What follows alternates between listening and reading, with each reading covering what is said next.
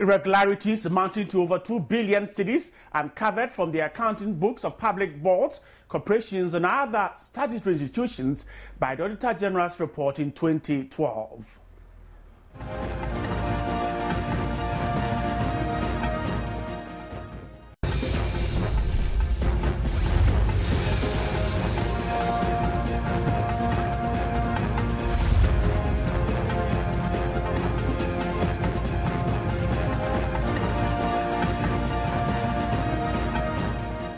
Irregularities include lack of documentation on loan agreements, misapplication of funds, overestimation of funds needed, and failure to notify bankers to stop payment of unearned salaries. My name is Bright Nanamfo, and this is today's big story.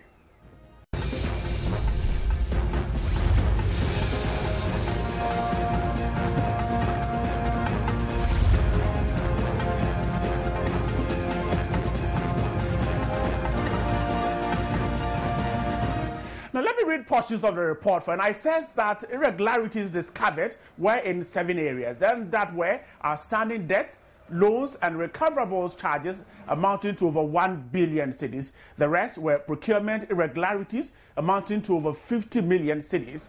The report also raised anomalies on payroll improprieties caused by failure of management to exercise due diligence and failure of officers in charge of payroll to review payment vouchers to ensure that salaries were paid to only those who were entitled. Let me quickly go to the phone lines there and speak to Honorable Kwekwa Jimamenu. He is the chair of the Public Accounts Committee of Parliament. Mr. Jimamenu, thanks so much for your time.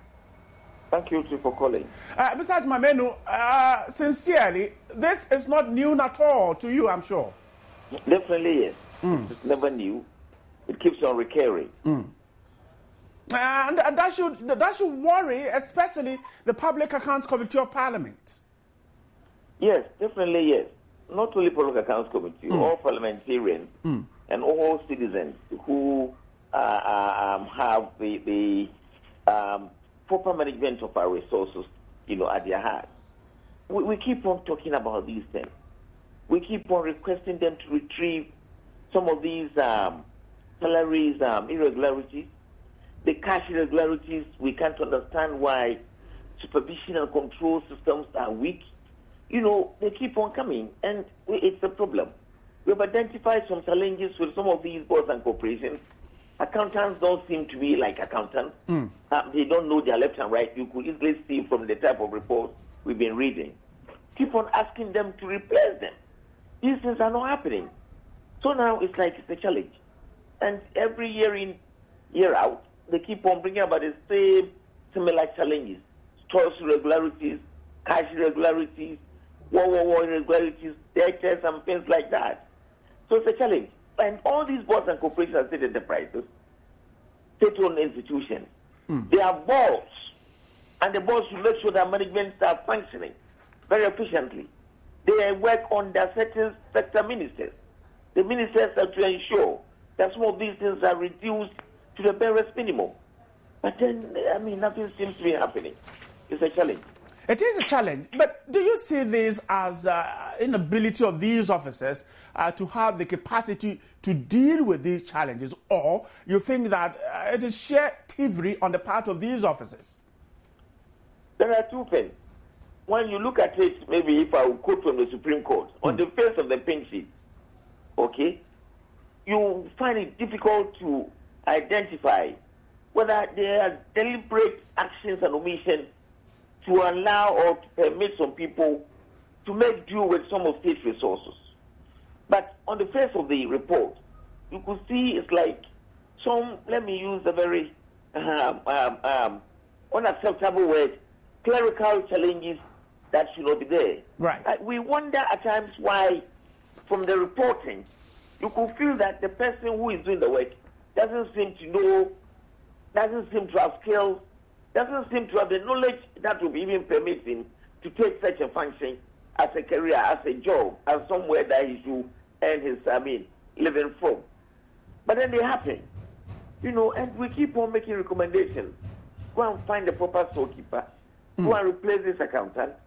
But it's unfortunate. Honorable Ajimamenu, hold the line for me. Let me try and get to the presidency. Dr. Clement Apak is a presidential staffer. Dr. Apak, thanks so much for your time. Thank you so much, Bright, and good evening to your viewers. Thank you, Dr. Apak. And these are irregularities that the Public Accounts Committee of Parliament seem to uncover every year. We're finding it difficult, according to the report, in finding a solution to it. Now, how do we resolve this from the presidency? How do we resolve this? Well, you've asked a very important question that should be of concern of every single Ghanaian. Quite clearly, if you look at our system of governance, every one of the recognized three arms of our governance structure, the executive, the judiciary, and the legislature, is expected to play its role in ensuring that the resources of the people are truly applied for their benefit. It is also the case that each one of these three also has a responsibility of ensuring that people who are given positions to serve the people are duly held accountable.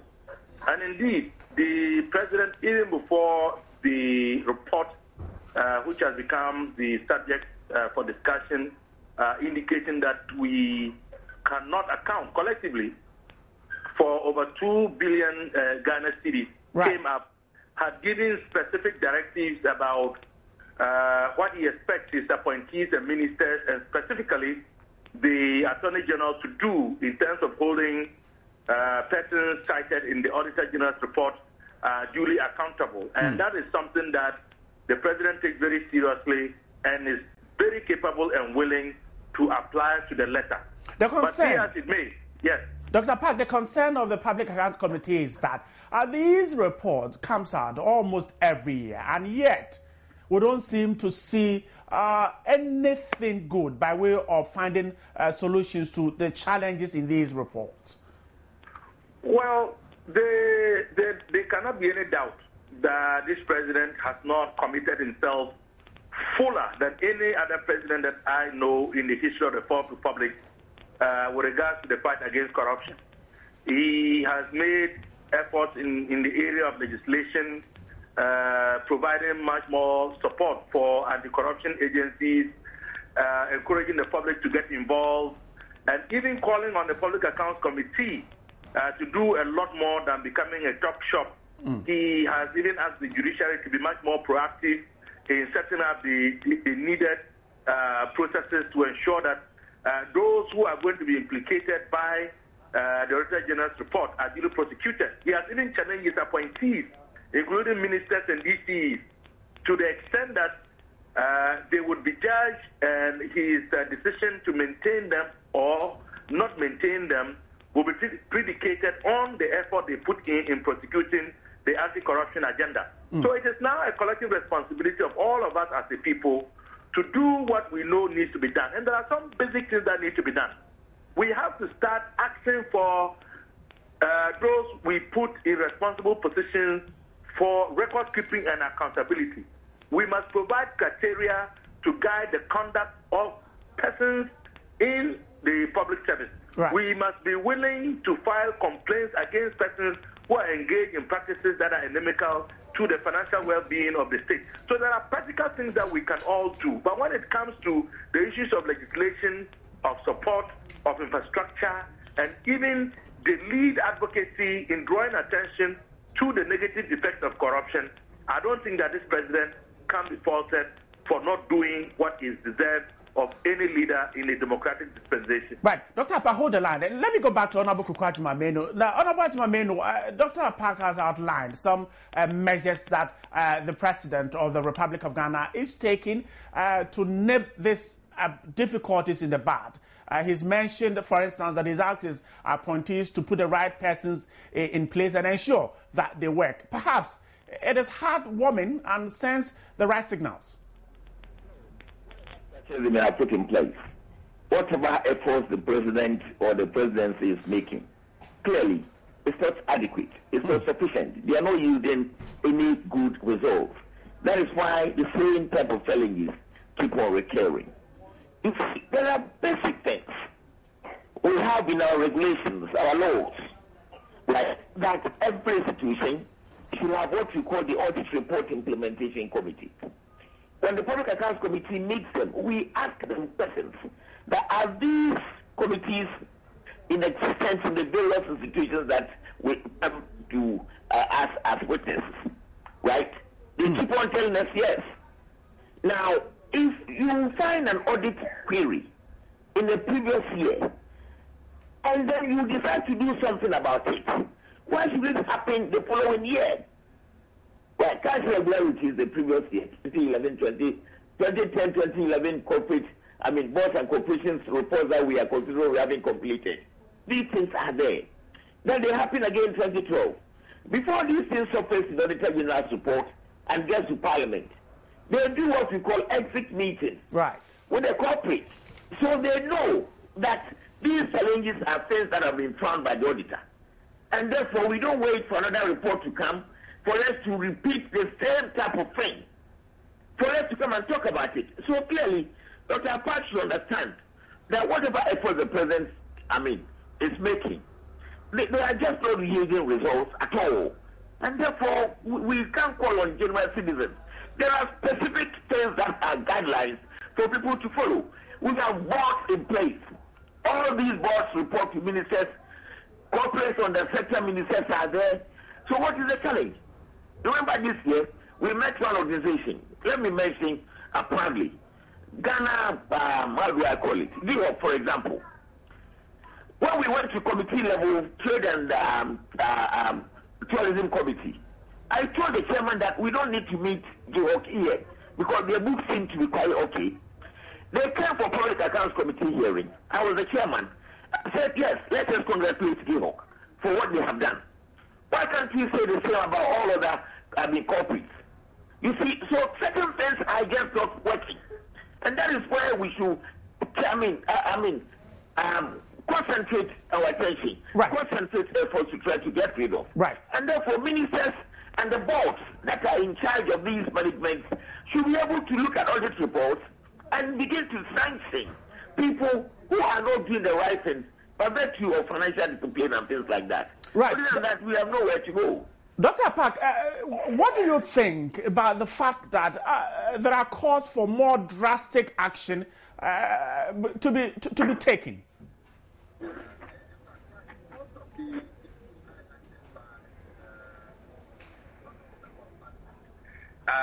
Matters that the president is already dealing with. Never in the history of the Fourth Republic has any president made the fight against corruption a prerequisite for maintaining or lack thereof of his appointees. I have been at events, and I remember very well when the president met his appointees and ministers at the Kofi Annan Center.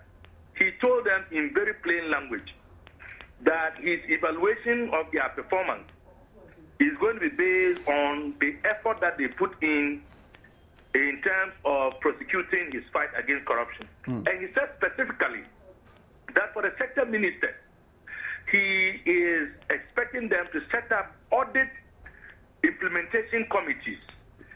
That is to say that when a sector is mentioned in the audit report and it is under your ministry, the president's expectation is that the third minister will take the initiative of setting up the audit implementation committee to look at that portion of the Auditor General's report which pertains to their particular ministry and to take on board and to hold accountable and to call for explanations those under his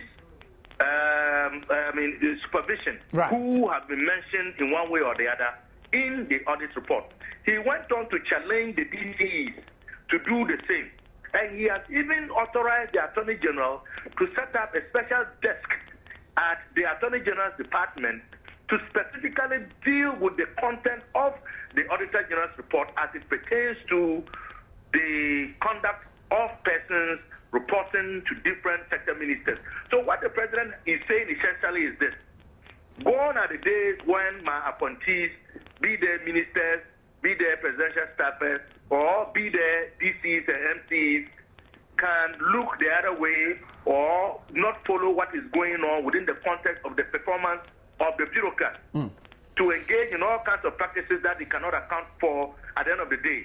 You, as ministers and appointees, will be held accountable, and I expect you to hold the chief directors, to hold the heads and executive secretaries and directors of government agencies and departments accountable, and to go down the lane. So to say that this president is not doing what needs to be done, I think clearly Honorable has not followed some of the pronouncements that His Excellency has been making. Dr. Park, I am glad to bring this to public attention. Dr. Park, the Public Accounts Committee's worry is that what we're doing, not yielding results immediately, but what you have just outlined to us, when can we see results from what you've just outlined to us? Well, right. You see, a lot of people forget that this president was sworn in only on January 7th, 2013. And he had to endure patiently a needless petition at the Supreme Court challenging his authority. He certainly had to deal with a lot of other very urgent issues, including, rampant market fires, erratic power supplies, agitations at the labor front. And so, yes, all of these things have been going on. So we're not likely to see results anytime soon. That's what we will, but you see, it is a process. It is a process, because if you look at December 2012, and this report has come out for end of December 2012 to be worked upon now, you cannot say that the president has not yielded results, because his government is not even fully 1 year yet. So the point to be made is this: as the president himself has made, we as a people must commit ourselves to doing the right thing in the public interest. We must be willing to expose those engaged in practices inimical to the social, economic, and political well-being of the country. But we must also recognize that we are functioning within the context of the rule of law.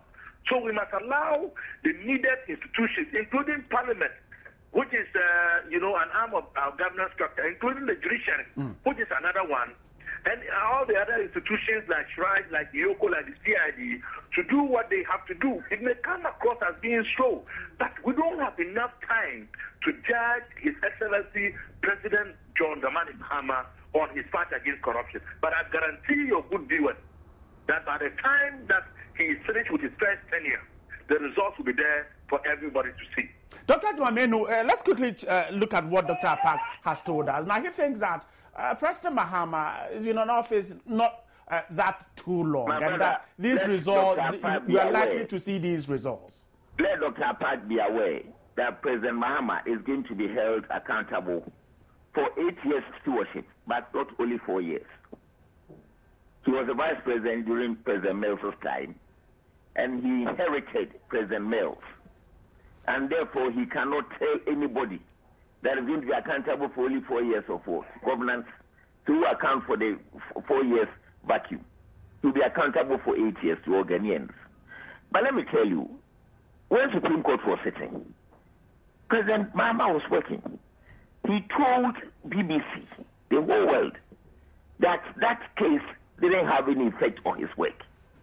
You see, in Cree, let me just try to go literally. When you can't solve challenges, problems, you begin to find blame on some other issues. Right? Let us ask President Mahama if he had actually dissolved all the boards that were sitting on corporates and boards and corporations since after, January, since after he was sworn in. Some of them were sworn in by President Mills. They are still working. The whole point is that it's a governance structure, administration, right? You don't want to tell me that the boards, people sitting on these boards, do not know what they should do. Why are they there? They have gone through orientation. The ministers they have appointed, some of them were there during President Mills' time. They know all these challenges. You don't need a new president to come and tell them to do what they should do, have done 4 or 5 years back. So I don't want us to go there at all. The whole point is that people know what they should do. They are just not doing. And the president should get up and pick his whip and make sure that his appointees and people are put in certain places. So they are working.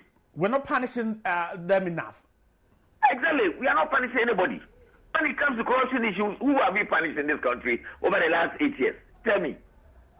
That is the challenge. So corruption is becoming like a subculture. And they're always trying, jumping here and there, finding, answers, blame to certain things. Tell me, who have we punished? Stores irregularities, cash things, apart from, Public Accounts Committee sitting and ordering some recovery of salaries earned that should not have been earned. People vacate positions and they continue paying them. Some of them, when we attack them, they bring the monies back. You see, those things. What again? Nothing. Right? Attorney General should set up what? Look at Wyoming's case. How long is it now in court? It is still hanging there. You see what I mean? Not only that, look at the Waterview matter. How long has it been? Go and recover money, we haven't been able to do nothing. So why will somebody sitting somewhere be deterred, be scared of what he's doing to stop it? That is the crux of the matter. Right. So the president should set up. Right. You see, we all will appreciate our president talking about fighting corruption. He blames Public Accounts Committee and Parliament for just talking and showing television camera and interviewing people and witnesses and things like that. But what is he also doing practically, apart from the talking, giving directives and things like that? When you don't sanction, things wouldn't stop. Nobody gets deterred. Nobody stops what problems we have. Right? And the ministers are not working. The boards that are supposed to help management to do some of these things are just not functioning. They are not doing them. This is why we continue getting these problems there. Right. Some accountants are no good. Replace them. We are not replacing. And the same challenges keep on coming. When we bring people onto the television cameras, you see some of them, some things happening there.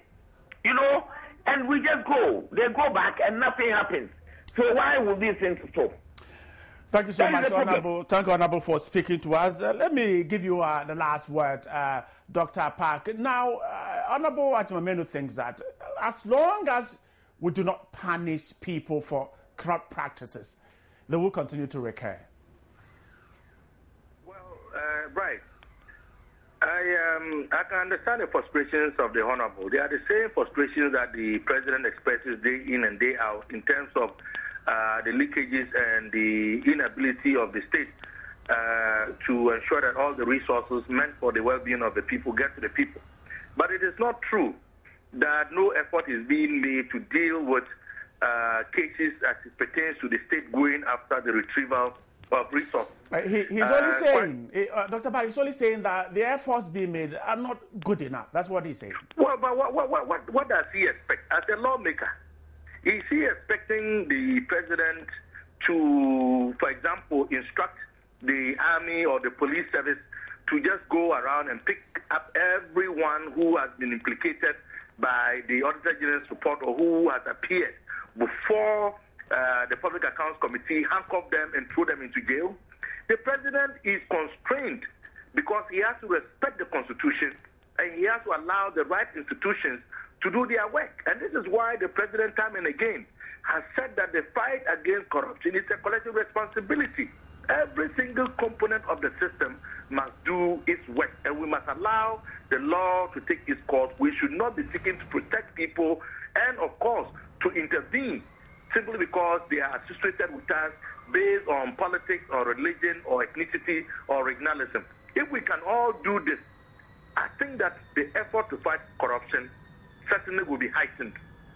Thank you so much for speaking with Dr. Clement Park, is a presidential staffer there. And over 2 billion cedis, that's what has been uncovered by the accounting on or from the accounting books of public corporations, institutions and boards. And of course, in the 2012 report of the Auditor General, Alhaji Abubakar Day is a ranking member of the Public Accounts Committee of Parliament. Alhaji, thanks so much for your time. Let's wrap up this discussion. Hello? Alhaji, thanks so much for your time. Yeah. Now, the chairman of your committee has spoken to us. Now, he says that it is frustrating to have these reports come out year and year, and yet we do not see efforts being made to resolve these challenges. Now, you as a member, is it also frustrating sitting down there and yet unable to find solutions to these challenges?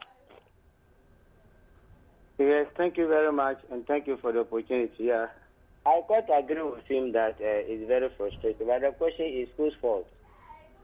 I mean, Parliament has the right to ensure that some of these things are to be done. Because they have the oversight to, and I think they have enough powers stipulated in the Constitution for them to take the necessary action. So if those actions are not taken, whose fault? Let's find out. So you think that the fault is from Parliament? Yes, Parliament is part of the problem. Not the presidency. The president is the executive. The Constitution has given Parliament oversight over the executive, and the president is the head of the executive. For instance, let me read a portion of the report. It says that one of the recommendations says that the report tasked sector ministers as a matter of urgency to take remedial measures to ensure that public boards, corporations, and statutory institutions filled the position of heads of account units with personnel with the requisite skill and experience. This is certainly not the work of Parliament. Yeah, but who has oversight over the minister? If the minister fails to perform his function as laid down by the law or the Constitution, or he's not even performing credibly, can't Parliament sanction the minister? He's also appointed by the president. Parliament can sanction the minister is also appointed by the president. Ask many questions. Yes, so why is the Parliament not doing that? The minister appoints the president appoints the minister. Yes, but the Constitution also allows Parliament to put an oversight over him and take necessary action if the minister is not comply with. Who do you think can take a quicker action? The man or the woman who appoints the minister, or Parliament who has oversight? Who appoints the minister can take quicker action. But if he fails to do it, there are other remedies which the Constitution has given to Parliament to do. That process is very long, but if it is done even once in a while, it will serve as a deterrent for others to follow suit. And you are a member of Parliament. Yes. Why is Parliament unable to do this? Let's wrap up this discussion. Well, that is for me and you to find out. I think it should only be me alone to do this. Members of Parliament, is the House so comfortable that they are not interested in this? Yeah, you all know that there are a lot of limitations to our Parliament. You all know there are many problems. Even the hybrid system of government that we have, where a person can be both the legislature and the executive, so many issues we need to resolve. Maybe we need to look at a second look at the constitutions again and see where the weakness. I'm very happy that the Constitutional Review Committee or Commission is doing a lot of job, which I think by now most of them should have come out for people to see where these lapses are. And the necessary amendment are taking suit. Honorable Wakade, thanks so much for your time. He is a member of the Public Accounts Committee of Parliament, talking to me about irregularities uncovered by the Auditor General's Report 2012. We'll get you more on this very particular issue, but time now to wrap up the first segment, and the interactive segment comes up with the Lady Maria. And I'm coming back in a moment. Stay with me.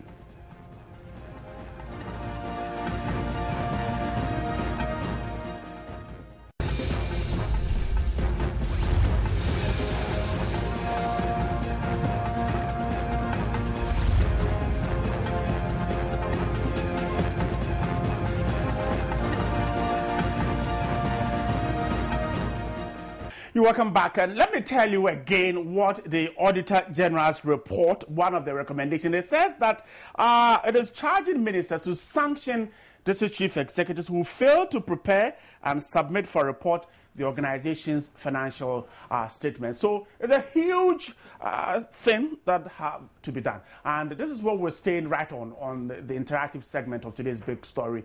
Marian is here, and we're told that over 2 billion cedis cannot be accounted for. That's according to the Auditor General.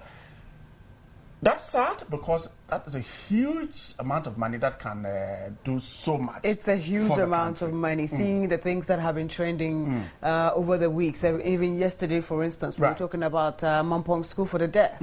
They need money to do things, and then you tell me that there's someone sitting in an office who can't account for the monies. I mean, that's a lot of money. It's almost $1 billion US dollars, and so for you to understand how much it is in Ghanaian cedis, it is almost $1 billion US dollars. You can't find it. And you'll be talking about with our viewers. We'll be talking about it. It's disheartening, actually, and if you see any passion in me, then you can understand where it's coming from, that it's not misplaced at all.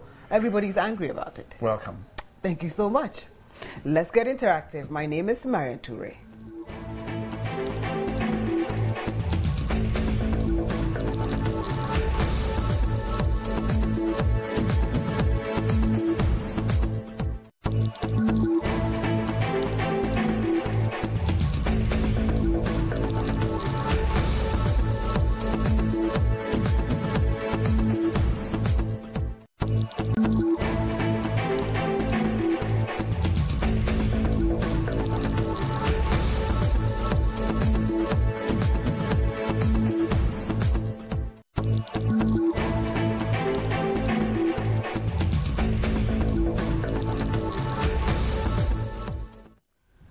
Welcome back. Let's get interactive. So you know what we've been talking about. If you don't, so much money, cannot be accounted for. I like to announce all the social media tools that you need to get in touch with the show. You'll find us facebook.com/Joy News on TV. Like our page, comment on all the posts we put there, and we will share them with the rest of the world. You can tweet us at Joy News on Twitter. That is our handle, at Joy News. And if you're sending us that tweet, remember to use the hashtag JNInteractiveGH, so we'll be able to sort them all out and take them all at once.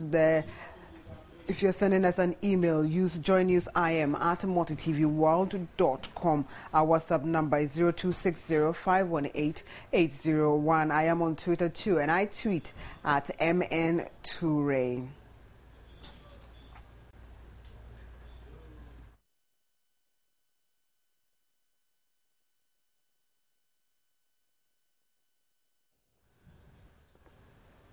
And JN Interactive is where tech meets news to set the agenda. So, well, if you missed the intro, then this is it. Enormous irregularities amounting to over 2 billion Ghana cedis, some $1 billion US, has been unearthed from the accounting books of the public boards, corporations, and other, state institutions. That is by the Auditor General's Department. And the irregularities, which include lack of documentation on some loan agreements, the stipulation, the terms and conditions, misapplication of some funds, overestimation of funds needed, and the failure to even notify bankers to stop payments of unearned salaries are listed. That is within the Auditor General's 2012 report, and it's actually on 77 public, corporations and other statutory institutions. And this was released in September this year. It's only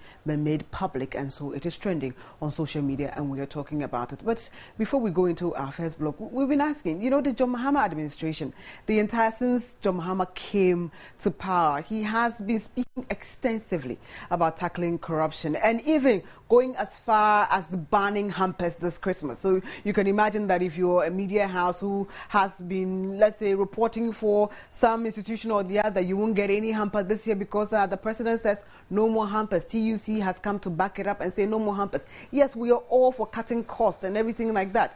But, do you think that government's efforts at tackling corruption, is he even doing anything much to tackle corruption? Let's take our first video blog, and when we come back, we'll delve into the issue proper and then also take some comments that have been dropping in on social media. Government is not tackling corruption in Ghana now, because the youth of today and the graduates of today are finding it more difficult in terms of job employment. Everywhere you go searching for jobs and other things, it's either money is being demanded or somebody there. And also looking at the system and how our leaders over in Ghana are doing about money issues and other things. How can a whole grid board members or chairman do a meeting and one collecting 80 Ghana cedis, whilst the country is suffering from a whole lot of things in this country? And look at the saga now on the HFC bank or something of that. So how can only one man get this huge amount of money to just... The president is doing his best, but then let's say his ministers and co, if he should have people, his problem is he is not able to monitor the ministers and all the people that we think he's supposed to do the effort. You understand? He's trying his best, his efforts, and he's trying to do everything as possible as he can. But as he's a one sole person. You see, this thing is something, the corruption we've seen is something that's succeeded in the various governments that have come to pass. The president's come with a very clear conscience, but as soon as he gets into power, his ministers and then the people, his cohorts he tries to work with, they all come money conscious, and then the corruption just imbibes through the whole process. I think the problem at the moment in the country is as a result of Ghanaians not really paying attention, or let me say not trying to work hand in hand with the government. What we do every day is just to point fingers at the government and not understanding what democracy is all about. Because when you go down to the streets, the normal life, you see corruption growing every day. You see the masses, You see individuals doing all kinds of things, which it's not really helping governance. So it's really giving us a lot of problem. And the government or the man sitting at the top cannot do it all. It boils down to all of us to come together and support him. I don't think the government is doing enough when we talk about corruptions, because when you look at the government sectors, a whole lot of mismanagement is going on in the system. The government is doing his best in tackling corruption in the sense that since the government, the president is even intervening, I think he's doing something good to calm down corruption, because I think it's really, really eating our country up. So I think he's doing his best. Welcome back, and that is what people are talking about. But I'd love for you to also follow us here. There's no day that you wake up and you don't find something trending on corruption. This one is saying government moves to deal with integrity problems at the port or corruption, things that people are being charged X amount of money for things that they're not supposed to be charged for. The story that we're just talking about right now, massive irregularities uncovered at public institutions, over 2 billion Ghana cedis.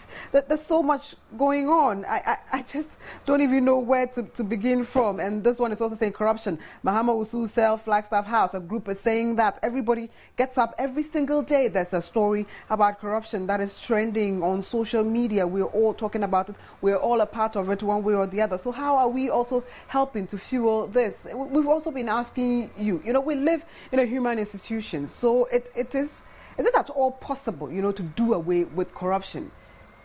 You'll be sharing your views on that with us. Let's take our next video blog. It is very possible if we can checkmate ourselves from the streets, from the family. If parents can talk to their children, my son, when you go to school, make sure you focus on your academics. Don't indulge in examination or practice. I think when we tackle it from the scratch, yes, things can get better. I think that is the best way we can really handle things. Well, it's possible to stop corruption in the sense that it's the Ghanaian mentality and it's our perception. If really want to do away with it, and it wouldn't start from the top, it starts from the down, because from the down everyone is doing it. So if we can stop it, then maybe we can do something about it. I think that's my mind. And it's possible we can stop corruption. It's possible we can end it. It's because everything is possible. There's a whole lot of ways government can deal away with these kind of corruptions. But first, our leaders must be prompt about corruption and must be tackled with, because they themselves are more corrupt and they don't think about the youth and other things that we are dead. So that's why we are always suffering. It's possible, but then it is going to take a very long time. That's how I see it, because right now the greed is becoming so intense that right now people are just hoarding. You understand? For the sense that before they leave power, they have to make sure they have what they need. You see? Yeah. So me personally, I think the president is trying his best, but he can't do it. He can't emanate the whole corruption place. It's possible for the government to do away when the government has realized the need for them to stop the corruptions. Because if they have not realized the need to stop it, there is no way they are going to put any measure to put an end to the corruption. So that is what most of you have been talking about. We'll go to social media now and take some comments that have been dropping, especially on Facebook. And the precursor is there. You know what we're talking about. And so we are asking, are there enough mechanisms for internal checks and balances to tackle institutional corruption in Ghana? And so many comments have come to, about 61 comments within the last 10 minutes. And as they load, I'll take some of them. And Baba Musa is sending this one in from Tamale, a very lengthy one indeed.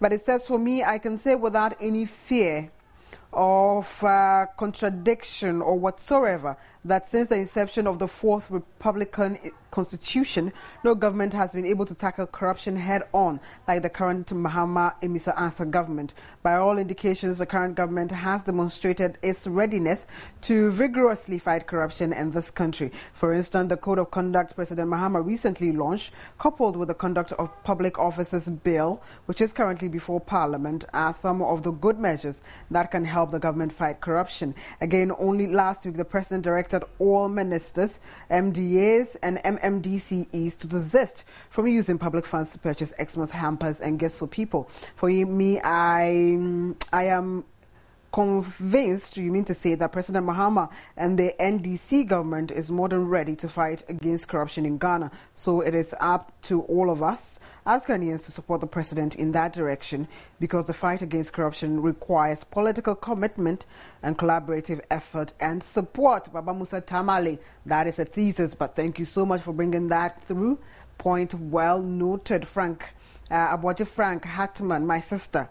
Every year these stories keep on cropping up, and almost all our governments have done nothing or little in curbing the level of financial indiscipline in our public institutions. Until we stop the talk, only no actions. That is tona attitude as a nation. Selfish, lazy, corrupt and greedy appointees will continue to drain the public purse at the detriment of the citizenry. Newton Jefford says, I don't think so, because if there is anything like that, there will be such huge irregularity in the system. It's only in Ghana that people pay lip service to corruption issues without taking concrete measures to deal with them. Jimmy Ajay, yes, I believe the first step is to investigate falsification of documents, full stop. George Enimil, I think that all of us must support the president to fight this canker. Yakubu Seidu, hi, where are you? Just check out. Yakubu, we're talking about corruption here. Don't spoil it. Emmanuel says, in every institution, corruption is inevitable. It is time to employ trustworthy and religious people in our firms to tackle such eventualities. Hamper. As for me, if I was a manager, I would have accepted hampers. Papa, our president is not improving standards of living, and if someone is giving you a hamper too, you say no. Hey, Ghana, Abre, fire. My people, you guys, you the BKK. Haj says, good. Ishaku Abdulaziz says, they are the people stealing taxpayers' money. Isa from Wild West, very excellent move. God, Allah help them discover more as the government promises to fight corruption. But let me also say that all those who chop monies belonging to the government unlawfully should start getting ready to run or pay. Umar Jr. says, I think there are not enough mechanisms. The Mahama-led administration should try and devise ways of dealing with the issue. Banning of Christmas hampers in institutions is not the best way. Roland Yabua fine boy, Ghana, and corruption, when is it going to stop? And I'll pause here and take some of our video blogs that we have also gone out and sought from you. You know, we'll be seeking your views on whether there are enough mechanisms, you know, internal checks and balances. You have spoken to us about that also. So, you know, what is the way forward on all of this? But before that, are there enough internal checks and balances? Let's take our next video blog. The corrupt activities, personally, I think no, I don't really think there's a check to it, because the police are even doing it, and then we see it in our day-to-day activities, but we can't really do anything about it. Who are we reporting to? There is no mechanism. The government is not doing anything about it. I think free and fair and generosity must be created, because job must be created so that the youth in us can also get job to do.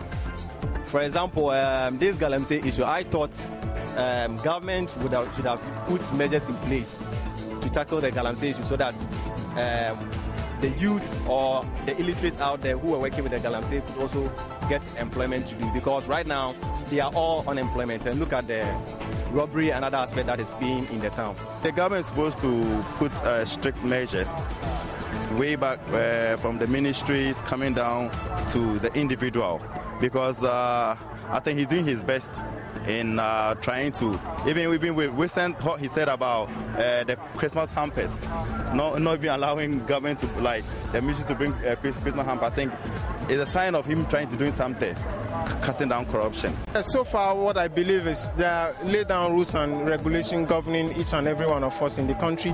The important thing for us is for us to know what we are doing as citizens.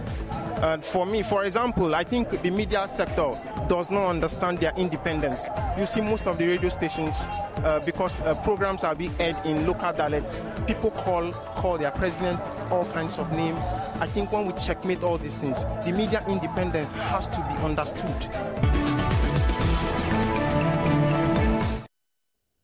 So most of you think there are not enough checks and balances. Let's go to social media and do some more comments that have dropped. Maxwell McLeod says, yep, there are so many ways of checks and balances, and Mr. President must be extra internal careful. Wow. That's one day, bro. It's like literal translation, but I guess I understand where you're coming from. Also, Primpon says, when is this corruption situation coming to an end? Corruption everywhere, even in churches. God must intervene. Also, I reserve my comment. Well, your comment has already come through. Majid Audu from Gushegu. Maybe there is a sense in it, okay? Apenkro says, Meshach says, are the people who were involved still taking their salaries? I guess there will be a committee to investigate this, and possibly another to find out what should be done to these people. Joaquim says, I do not think there are enough mechanisms for these things internally in our country today. Corruption can only stop when public officials change their behavior and put Mother Ghana first in everything they do. But I doubt if this will ever happen in this country. Only God can help Ghana and the whole African continent when it comes to corruption. Malik Fongo says, people who are corrupt must be punished to deter others. The AG must be serious in his work. Roland Jabo, fine boy. Anyway, bravo to the young president and his team for banning hampers. We are really on course to achieving the Better Ghana agenda. Bravo, JDM. Success, Emmanuel Boachi. Nsempini. May God save this corruptible arena. After lie, Abdul Razak, this is too bad. Only God can save us from this canker. I'll pause here and we'll go and take our final video blog. And in this blog, we've been asking for you to suggest the way forward. It will start for me and you, because even on our rules, corruption is there. So it will start for me and you. If we are able to cut it, then maybe the government can also do something about it. It all lies in the job employment that the government has to create. Because right now, there are no jobs. Money in the system too are very scarcity. The little money that you have cannot satisfy you or cannot contain what you have to get in the market. People should realize that Ghana belongs to each and every one of us. It's not for one man sitting at the top. So not until we realize that I am a citizen, I have my own dedications, I have my own commitments to give this nation, things can get better. Not until we realize ourselves or we realize that we have to contribute our own quota, things can get forward. Those people involved in it, the government should put a system that can monitor them. That's one thing. And secondly, the government should put them before the law, because that is the only thing. As I'm concerned, I know that the law is not respectable of any person, because if a minister can squander a whole lot of money, that will be used for the whole lot of people in the country, and for them to sit back and doing nothing. And for an individual who takes a small amount of money, and that person is being put before the law, and I think it's not being fair when we talk about that. Ghanaians should be more sensitive to the corruption around and should stop. The greed is becoming too much, you see. And right now, because of hunger, we just close our eye on morality, you see. So personally, I think Ghanaians should be more conscious on the corruption than their personal stomach. Let me put it that way. You see, everyone is thinking of what to eat and what to feed their family with, and forgetting the nation as a whole. Yeah, we're all thinking about our own personal pockets, so we're not thinking about the national press. I tend to side with that gentleman there, but I'm sure that we can look beyond that. Let's take some more comments that have been coming through on social media. And Saeed Farouk says the social canker of corruption cannot be solved by policies or mechanisms, but by tackling our attitude and mindset about the public purse. It is only then that corruption can be minimized. Sharia, the Islamic law, may be of help. Isaac Abdulaziz, I hope Upper West region is among the some individuals are chopping this money. So Kwame Francis, I'm not only interested in hearing this, but to see an action being taken. Isa from Wawe says government should do more to check on educational institutions. There is more corruption there. If care is not taken, they will collapse the country. Dawood Abdul Rahman says, clap for Ghanaians, Afarijan and Co. We will be even in their grave. Final comments, and I hope it's a good one. No, there is none. JM, it's high time you start taking actions against these corruption matters in Ghana. Let's heads roll, and that's what Umar is ending with, and I am agreeing with Umar there. If you find that anybody is responsible, individuals or groups of people are responsible, then they should be brought to the book. And Bright and Full is back, so we can wrap up together. Right, and at 8 o'clock, we'll tell you why the pressure group Alliance for Accountable Governance is threatening mass action to stop the sale of Merchant Bank to Fortis. At a press conference today, AFAC asked President Mahama to set up an inquiry into the transaction to expose what AFAC says are underhand dealings. And the former national vice chairman of the New Patriotic Party, Stephen Intim, has pledged to lead the party to win the 2016 election if elected chairman. He made the pledge at the news conference to officially launch his campaign and strategies to win the national chairmanship position for the New Patriotic Party. We'll tell you more about that at 8 o'clock, but also coming up at 8 o'clock, the Adenta Municipal Assembly could not confirm a new chief executive nominated by President Mahama. And we're told that Gifty Emefa Tetenate got 10 of the 18 votes, and that means was unable to make the 2/3 nominee needed to be confirmed as MC. And finally, with Israel, coming up with Israel News at 8, the Deputy Minister of Trade and Industry, Neelante van der Poy, has charged the various unions in the textile industry to come up with their own assessment of the operations of the task force clamping down on pirated textiles in the next 2 weeks. At a meeting with stakeholders, he said the various reports which should reach him in the next 2 weeks will inform Parliament's deliberation on the streamlining of the task force work.